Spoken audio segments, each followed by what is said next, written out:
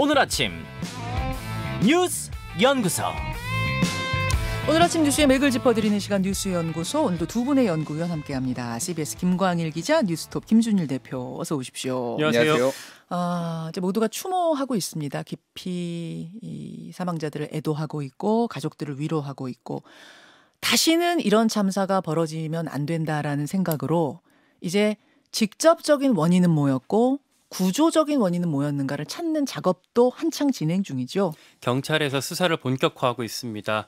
그러니까 사고 원인에 대한 분석이 언론에서 계속 나왔는데 경찰에서는 구체적으로 하나하나 확인을 하고 있어요. 예. 국가수사본부 정례 브리핑이 어제 있었거든요. 남구준 본부장이 475명 규모의 서울청 수사본부에서 신속 철저하게 수사 중이다, 이렇게 얘기를 했습니다. 예. 현장 투입했던 인력이 137명이었는데 그보다 훨씬 많죠. 그러니까 뭐 경찰 역시 이게 뭐 질서 유지 같은 사전적 기능보다는 수사 같은 사후적 처벌에 의지를 보이고 있는 모습이고요.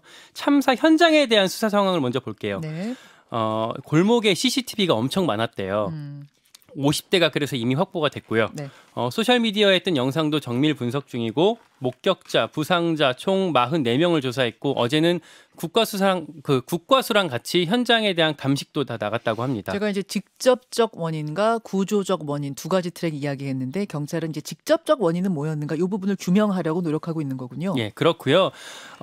몇 가지 얘기들, 그러니까 추가로 아프리카 TV BJ가 위에 뭐 몰려서 구경꾼들이 거기 몰려 있었다. 네, 뭐 네. 식당에서 문을 잠갔다. 뒤에서 누가 고의로 밀었다. 이런 증언들이 계속 나왔었는데 그 경위랑 진술의 신빙성을 같이 확인 중이라고 합니다. 네. 특히 그 토끼 머리띠라고 해서 뭐 토끼 머리띠 쓴 한 남성이랑 대여섯 명이 같이 고의로 밀었다. 뭐 이런 증언들이 계속 많이 나와서 화제가 됐었는데, 네.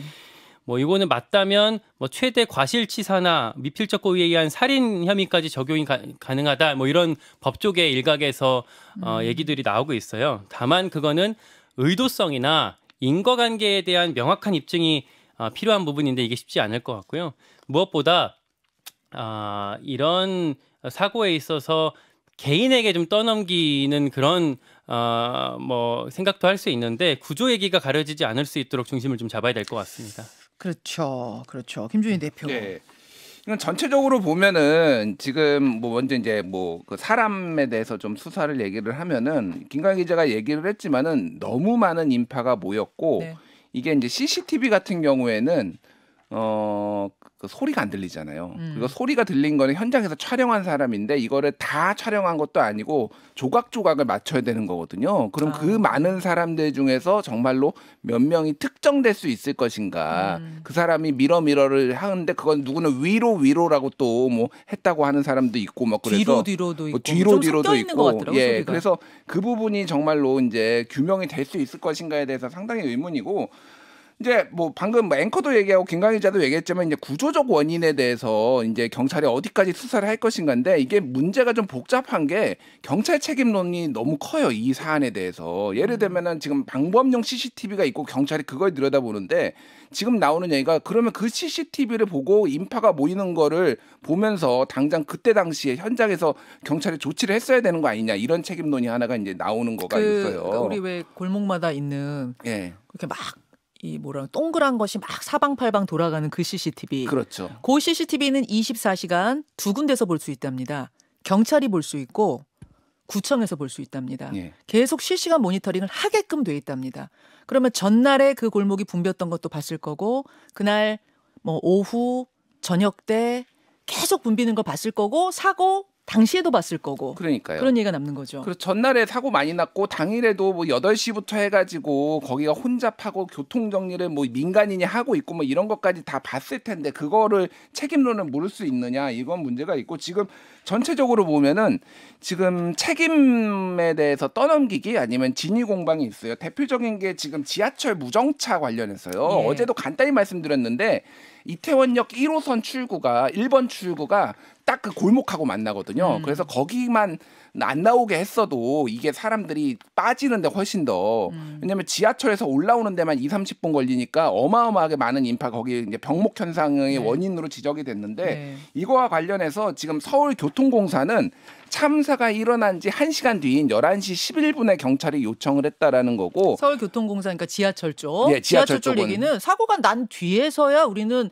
무정차 연락을 받았다 이거죠? 예. 그런데 경찰 측은 9시 38분이니까 한 그 사고 40분 전에 우리가 요청을 했다라는 주장을 하고 있어요. 그거에 대해서 또 서울교통공사는 그거는 통화를 하기는 했는데 그거는 경찰이 먼저 우리한테 전화를 한 게 아니라 우리가 이태원 역장이 전화를 해가지고 여기 경찰 좀 보내달라라고 주장을 했다라는 거예요. 그래서 엇갈립니다. 일단은 공방이 있어요. 이게 그러니까 지금 직접적인 책임을 벗어나기 위해서 서로 지금 이런 주장들이 있다라는 거고 지금 그리고 뭐 경찰 경력이라고 하죠. 인원 투입한 것도 137명이 해서 작년에 85명보다 많이 들어갔다라고 하지만은 한 절반 이상이 마약 수사 관련해서 사복 경찰이었다라는 것도 드러나고 있어서 이런 부분들도 지금 뭐 이제 책임론 얘기가 나오고 있습니다.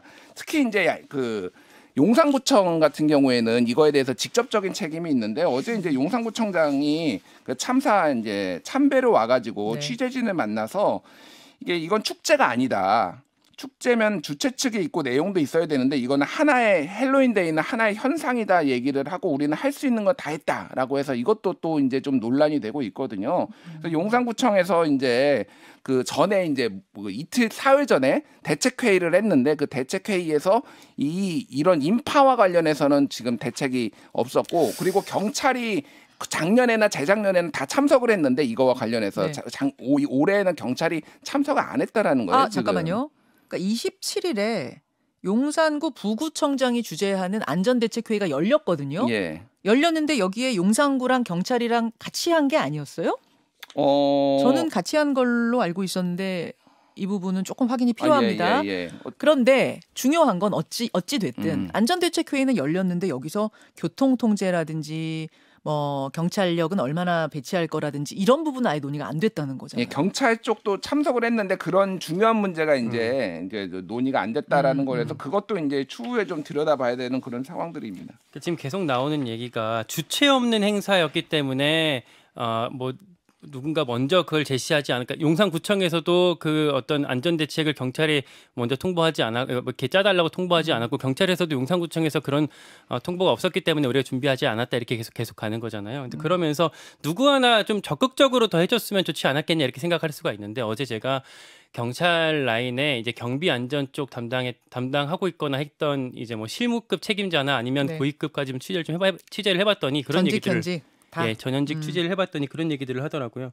규정이 없는데 누가 뭐 이렇게 내가 책임질 테니까 다 따라와라라고 이렇게 제시할 수가 있겠느냐라는 얘기들을 하는 거 보니까 역시 공무원들을 움직이려면 규정을 좀 바꿔줘야 되는 문제가 있지 않을까. 어제 윤석열 대통령도 하는 말이 그 안전관리 시스템을 만들 수 있도록 주체자가 없는 자발적 집단 행사에서 이렇게 만들어줘야 된다라는 얘기들을 했는데, 그러니까 재난안전관리법에 이렇게 주체가 없는 부분에 지금 불분명한 부분들에 조금 모법을 좀 개정해서라도 차후에 좀 그런 규정들을 만들 수 있게 열어줘야 되지 않을까 하는 생각도 듭니다. 그 부분이 참 안타까운 거예요. 아까 제가 재난 안전기본법 읽어드렸잖아요.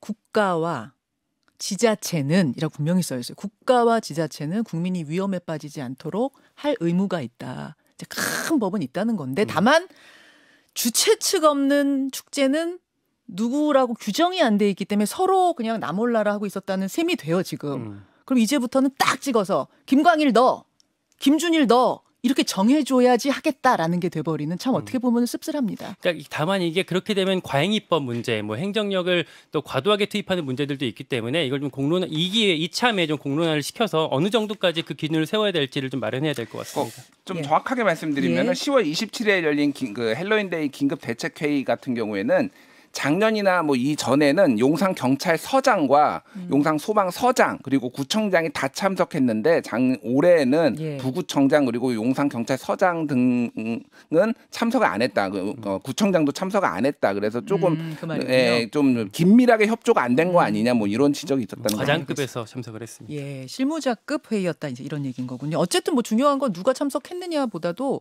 그 부분이 논의가 안 됐다는 거. 안전대책 부분 논의가 안 됐다는 게 아쉬운 거죠. 외신들도 일제히 뭐 같은 말을 쏟아내고 있습니다. 같은 비판입니다. 지금 우리가 한 것과 같은. CNN이라든지 워싱턴 포스트라든지 월스트리트 저널이라든지 아사히 뭐 할 것 없이 다 이 안전관리 대책이 충분치 않았다라는 부분을 일제히 지적을 하고 있는 상태라는 거. 그러니까 구조적인 원인에 대해 지금 계속 얘기를 하고 있는 건데요. 이 얘기는 잠시 후에도 조금 더 해보도록 하고 두 번째 얘기로 넘어가 볼까요? 예, 면피 논란 이상민. 이제 행안부 장관 이제 구조적인 원인에 대한 왜 예방하지 못했는가에 대한 질의가 계속 나오는 가운데 발언 하나가 또 문제를 일으켰어요. 그러니까 그저께 경찰과 소방 인력을 미리 배치함으로써 해결될 문제는 아니었다. 이렇게 말을 해서 이게 면피다, 책임 회피한다 이런 비판이 있었는데 이거에 대해서 어제 기자들이 다시 입장을 확인했어요. 이 장관이 분향소에서 나오고 있을 때 붙잡고 무슨 뜻이었는지 좀 설명해 달라라고 이제 어떻게 보면 해명 기회를 준 거거든요. 근데 여기에도 멈추지 않았습니다. 오히려 사고를 막기에 불가능하다는 게 아니라 그게 사고의 원인이었는지 의문이 든다라고 받아쳤어요. 그리고 경찰의 정확한 발표가 나오기 전까지 섣부른 예측이나 선동성 주장을 해서는 안 된다는 취지다 이렇게 덧붙였습니다. 그러니까 바로 이제 뭐 야당은 물론이고 여당에서도 비판이 바로 나왔는데요. 김기현 의원 같은 경우 국민의 아픔을 이해하고 여기에 동참하는 모습이 아닌 형태의 언행은 조심해야 한다. 뭐 조경태 의원 말 조심해야 한다 이런 취지들을 얘기를 했고 국민의힘 당 관계자한테 제가 물어봤을 때도 네. 법조인 출신 장관의 한계다라고 이렇게 당내에서도 비판을 하기도 하더라고요. 예. 그리고 나서 오후에 그 이상민 장관이 좀 해명성 입장을 냈는데 네. 국민들께서 염려하실 수도 있는 발언을 해서 유감스럽게 생각한다. 지금 당장은 사고 수습에 전념하겠다. 이렇게 한 발 물러섰습니다. 예. 김준일 대표. 예. 김관 기자 이어가시겠어요? 야당이 이제 좀 대여 공세에 군부를 좀 지피는 모습들이 있는데요. 야당 쪽. 예. 네. 예방 가능했던 사회적 참사로 규정한다라고 이제 얘기를 했는데 본격적인 공방은 지금 당장 하기보다는 지금 애도 기간이니까요. 그렇죠. 다음 주부터 시작될 것 같습니다.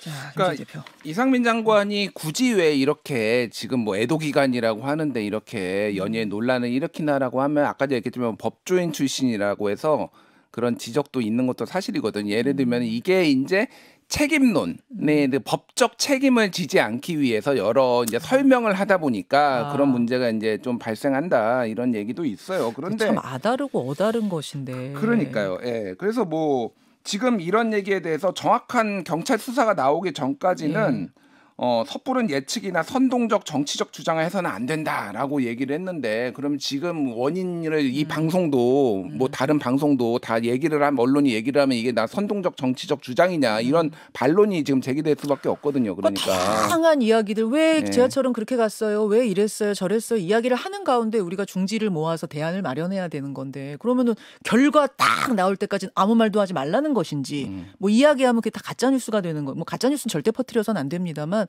그것과는 좀 구분을 해줘야 되는데 선동성 발언하지 말라는 취지로 내가 이렇게 얘기한 거다라고 하면은 이게 마치 좀 뭐 입단속하는 느낌도 좀 들고 그럴 수 있어요. 그러니까요. 오해를 불러일으킬 만한 상황이었어요. 그래서 전체적으로 보면은 조금 이제 불만들이 나오는 게 이거에 대해서 책임진다라는 사람이 한 명도 없다. 이상민 장관, 뭐 박희영 구청장, 뭐 경찰청 해서 아무도 책임지지 않는 이런 분위기에 대해서 좀 불만이 있고요. 지금 아까 야당 얘기를 했는데 오히려 여당에서도 지금 목소리가 나오고 있어요. 유승민 의원이 이제 페이스북에다가 이상민 장관 당장 파면해야 된다라고 주장을 유승민 전 의원이 유승민 전 의원이 그리고 이태원 참사는 반드시 원인을 밝히고 책임을 물어야 된다 이렇게 얘기를 했고요. 이준석 대표도 지금 전 대표도 18일 만에 지금 경찰 배치만으로도 도움이 된다 이런 얘기를 해서 이것도 이상민 장관의 발언을 반박하는 내용 이런 것들 좀 올렸습니다.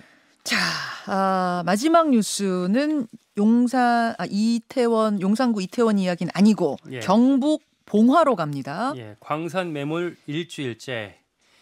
지하 갱도에 지금 작업자들이 매몰이 돼 있습니다. 아연광산에 2명이 고립돼 있는데 생존 여부를 확인할 만한 신호도 감지되지 않고 있어요. 구조 작업이 어려움을 겪고 있습니다. 예. 갱도 안쪽으로 지금 암석이랑 토사가 막 쏟아져 있어갖고 이걸 제거하면서 진입로를 확보해야 되는 상황이거든요. 예. 그러니까 붕괴 위험까지 있어서 지지대 보강 작업을 계속해야 되는데 작업 속도가 엄청 느리고 갱도를 확인하기 위해서 시추 작업 중을 하고 있는데 어제 1차 그 시추가 끝났어요. 근데 실패했습니다. 네. 당국이 일단은 시추기 한 대를 더 투입해서 작업을 이어갈 계획이라고 합니다. 자, 여기까지 보겠습니다. 수고하셨습니다. 고맙습니다. 김현정의 뉴스쇼는 시청자 여러분의 참여를 기다립니다.